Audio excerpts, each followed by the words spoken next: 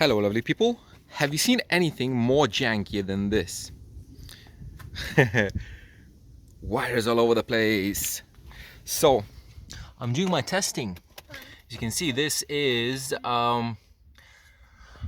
true IB sub testing with different openings to the outside. So let me explain how everything works. I have a laptop. I have two REWs open. One is for RTA measurements from the driver's seat. That's the mic. And the second REW is open for impedance measurements. Yeah. So I have a home amplifier because it's just a pain to connect the car, so it's just easier. Plug it in and fine.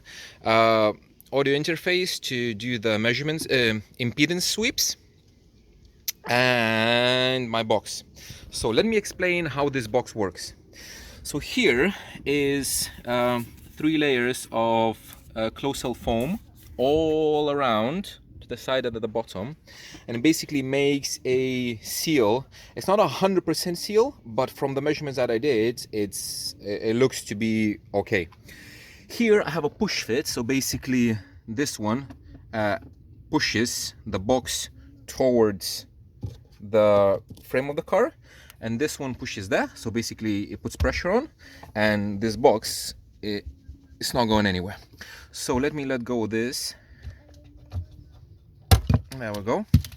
And now I can move the box out, and let me show you what it is. There you go. Okay, so that's the box, that's the seal all around, and it makes a seal here. It makes a seal here all the way around. So this is a sealed enclosure kind of a test, first one. So it's 1 cubic foot measured inside. Then this one, that's a factory grommet that I covered with I don't remember how it's called, this thing here. So I took measurements with this one and without one. So with this sealed, it acts like a seal box. I took one measurement without, so I need to measure how big is this opening, and then I'm gonna start cutting. So cut a bit, measure, cut a bit, measure, cut a bit, measure. And I don't know how many measurements I decided to do, but this is the area that I have the ability to cut. So this is more than the driver's SD. And yeah, so I'm gonna continue this video when I will have all or most of the measurements, and we will see how this sub behaves in true IB. So that's the cutting plan. I'm not sure how visible. Yeah, it should be visible, it's fine. So this driver SD is 475 square centimeters. Sorry for the US guys, because I have Alpine does it in square centimeters. So I have 10 blocks of 50 square centimeters, 50, 50, 50, 50. So 10 gives me 500 square centimeters, which will be a tiny bit more than 100% driver SD. So that's the plan. Cut one hole, 50, measure. Cut second hole, 100, measure.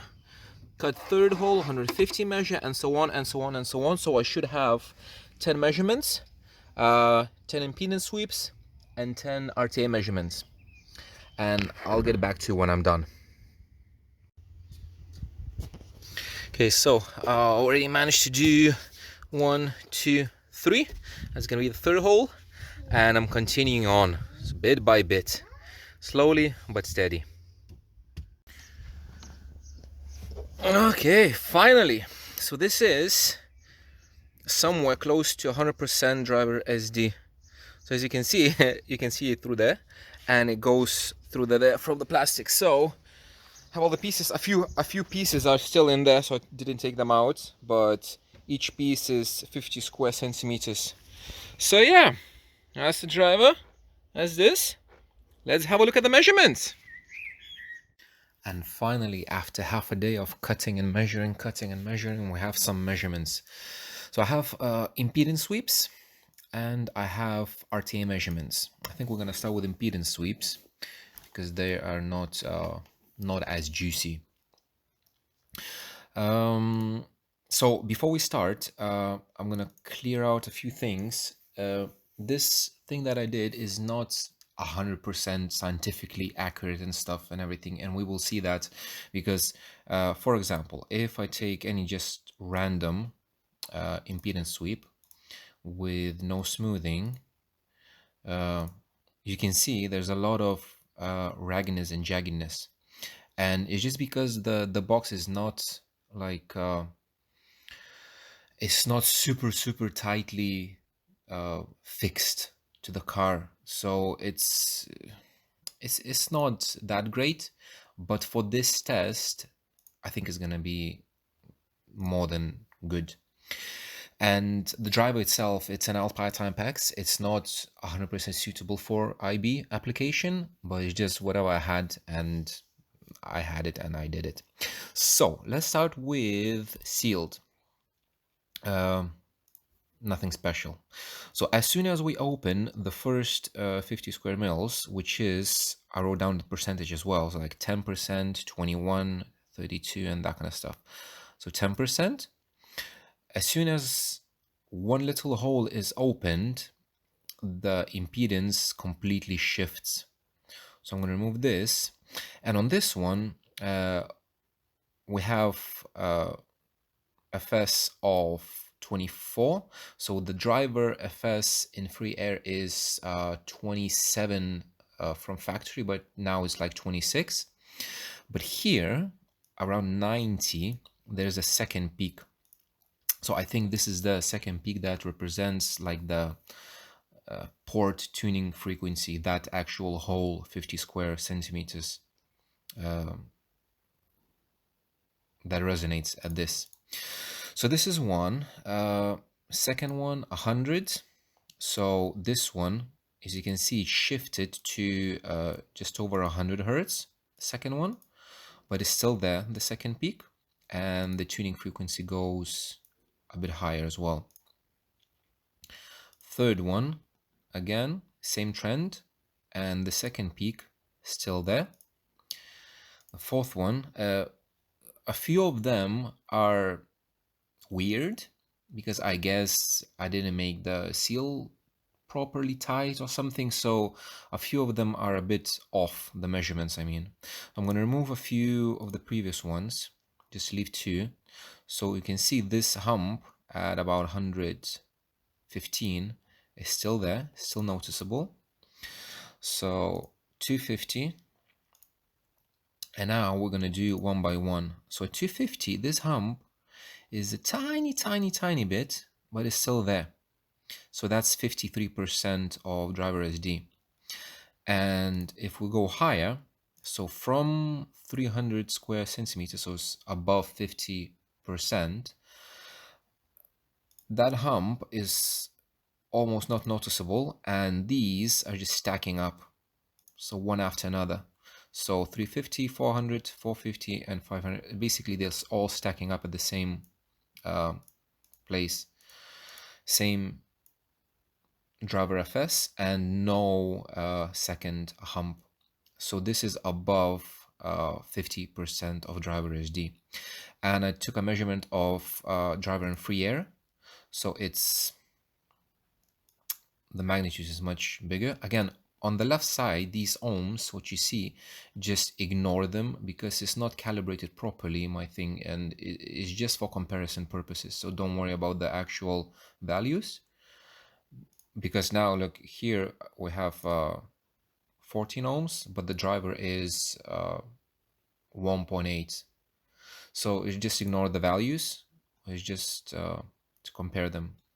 So from the impedance, the phase is the same. So my thinking in free air, it has something to do with the fact that the driver is mounted to the baffle. So in all of these, which is in the box, it's mounted on the baffle, and in free air, it's not mounted on the baffle. So my guess is because of this. I don't know. But what I take from this is anything above 50% of driver SD. So the hump is a bit there, so we can zoom in on it. This area, yeah. So if we go below, the hump becomes more pronounced. But if we go above 50%, that hump disappears. So basically, from impedance, you would need above 50% of driver SD to have the opening. Now let's have a look at RTA from the driver's seat. So first is my original one. So this is, I always had it from behind the seat. And it was like a big hump between 40 and 50. And rolling down, I have some issues here, which is cancellations in the cabin and a normal roll-off. Now, this is the sealed response from the spare wheel well, from the IB position. From here we have everything above 80, 80 hertz. It's like plus 5 dB, sometimes even 10 dB. So that's why I chose this position, because I thought that it would give me a better integration into the mid bass. But from the sealed response, I have a big, I don't know if it's a cancellation, because it's not that, this is no smoothing applied for these measurements. It's 1/48. So this is not, it doesn't look like a cancellation, because cancellation is very, very steep. So I don't know, but this is the response. And again, this is 1 cubic foot, and the orange one is 1.5, a bit bigger box. So even if I go 1 cubic feet sealed, it's a win for this region. So when I open the first hole, 50 square centimeters, bam, that's what I have. So I'm going to remove this and just compare it sealed to one open hole. So anything up below 30, I'm gaining. So I'm gaining more than 5 dB. Let's take from here, 65, 70, it's like 7 dB. At 10 hertz, probably close to 10 dB. So everything here I'm gaining. However, everything above 30, I'm losing. So I'm losing this big massive hump at which peaks about 40-ish. If I compare to this one, that's even a bigger hump here. So I'm losing that hump, and here is something that has to do, my guess, with the opening itself. So that's going to be probably the resonant frequency, I don't know, but it doesn't really match with the impedance, because on the impedance it was 92, and here is below that. So I don't know what's that, something different. But yeah, so these two massive cancellations, or whatever it is. Then if I continue to open a bigger and bigger hole, so that's the second one.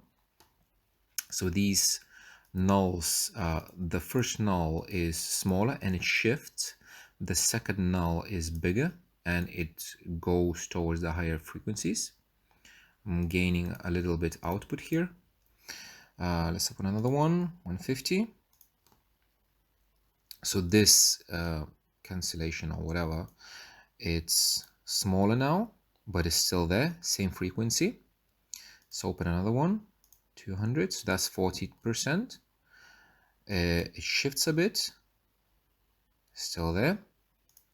250, tiny bit more, so there's less cancellations, like maybe 4 dB less. Here a few dB less.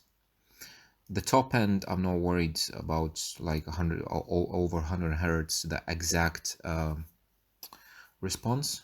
And in general, I'm not worried about the response in general for now. And now everything above 250 or above square centimeters, it's kind of the same. So 300, 350, 400, 450, 500. So basically everything stacks up on each other, all the responses, and there's no basically difference. Even in these cancellations, there's no difference. So everything above 53% or above. So in this case, so this correlates very nicely with the impedance that I did. Everything above 250 square mil or above 50% is kind of the same. So if I remove these, 250 and above, all the same. Yeah.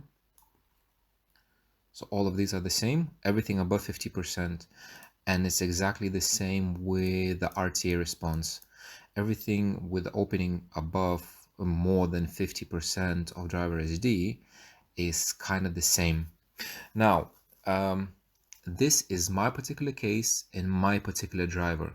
As they say, your mileage may vary, so I don't know. For me, more than 50% looks to be good enough. So now let's compare this one with the smallest opening. So more output above 30. The bottom end is the same, more output here. And these cancellations are different. They shifted in frequency. So it's like 1, 2, and 3. So it's the same 1, 2, and 3. So they shift in frequency and in magnitude.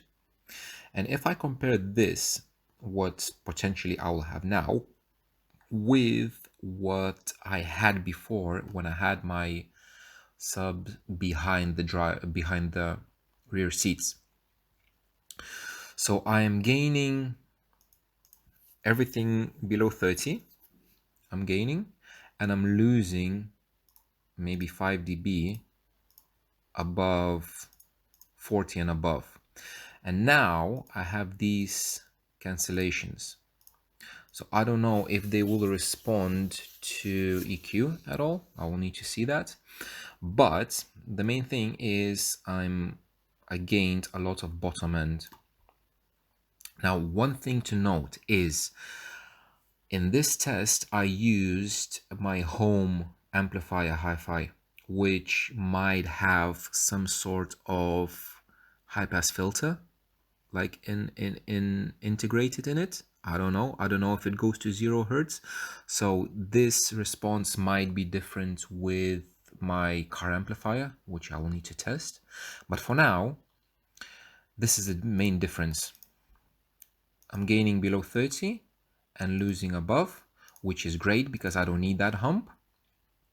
But these are a bit concerning, especially this one, because this is my transition point to my mid bass. So this is a bit concerning, but worst case scenario, if I'm gonna seal it, I'm gonna have this. So there will be none of these cancellations, which I don't think is cancellations because it might have to do something with how the box is actually fixed to the car. Maybe resonances, maybe it's a resonance frequency, I don't know. It's just because if it would be cancellations, it would be in this response as well when I had it sealed. So it has to do something with maybe how the box is fixed. So worst case scenario, I'm gonna seal it off, or I'm gonna have a front sub, which will be very, very exciting to have front sub covering anything like from 50 up to 150 or 200, whichever I need. But if I take a look at only this response, like from 15 hertz to 47, it's basically flat. With some EQ help, I can shape it to what I want. So this is my target curve of the sub, which I'll need to pull it down much less, and it's gonna be rising down to 15. Before that, it was like this, So I had to pull this up as well and get rid of this massive peak. So we'll see how this area is going to be fixable or not. But just to summarize everything, it's very similar to Kick IB, what I did. For IB application, you need an opening to be at least 50% of the driver cone area. So that is shown from RTA and from impedance sweeps. So it helped me a lot to understand everything, all this experiment. I hope it helped you as well. If not, if you knew that before, that's great. Again, you know more than me. If you didn't know this before, now you know 50% or more. So thank you very much for watching, and I'll see you in the next one.